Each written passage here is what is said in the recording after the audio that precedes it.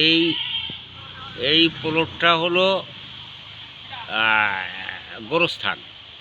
এর জমির হলো ৭৪% জমি এই গোরস্থানে দান করা।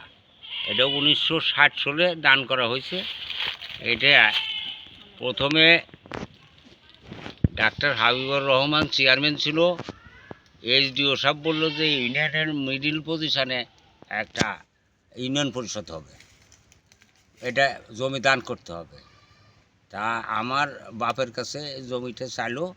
উনি আমার বাপরে বড় ভাই বলতেন। তো চাইলে পরে উনি বললো যে ঠিক আছে, মিডিল পজিশন আমার এই এই এই এই প্লটটা আছে, তুমি নাও ইউনিয়ন পরিষদ নির্মাণের জন্য। কিন্তু ইউনিয়ন পরিষদ মানে সুলতানপুর ইউনিয়ন পরিষদের জায়গার জন্য সুলতানপুরের জায়গা নির্ধারণ করা হলো।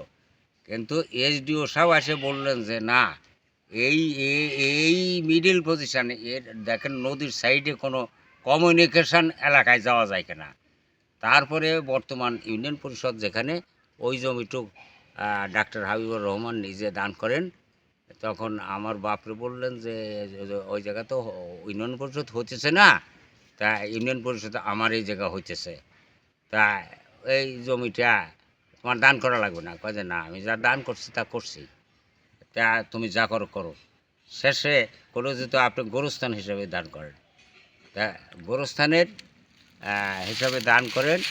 তো এই গোরস্থান কমিটির সভাপতি ইয়াসিন মোল্লার নামে গ্রহিতা আর দাতা আমার পিতা তাজউদ্দিন প্রামাণিক, চাচা মকদুল প্রামাণিক, খোরশেদ প্রামাণিক, তিনজন হলো দাতা।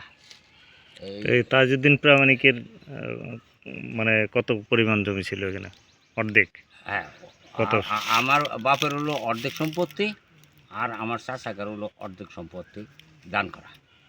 আচ্ছা। এই সম্পত্তিটা আমরা শেষে গোরস্থান হিসাবে আমার এটা দান করলো।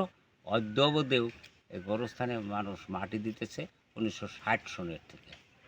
তারপরে 88-র বন্যায় মানুষ মাটি দেওয়া যায় না, এখানে একটা প্রজেক্ট দিয়া উঁচা করা হয়েছিল।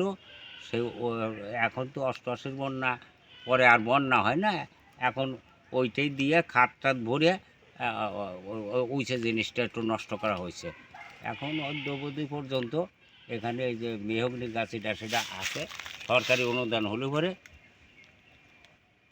তিন পাশে বাউন্ডারি করে দেওয়া হবে, চারপাশে বাউন্ডারি করে দেওয়া হবে, আর এই গাছপালা বিক্রি করে দেওয়া হবে, বিক্রি করে বাউন্ডারির কাজে লাগানো হবে। বাগানের ভিতরে অনেক শিশু কাঠ গাছ আছে, হ্যাঁ। এসব মেহগুন গাছ। এই গোরস্থানের এই যে বাঁশ লাগানো আছে, এখানে কারো বাঁশের কিনবার জাতীয়। ঠিক আছে।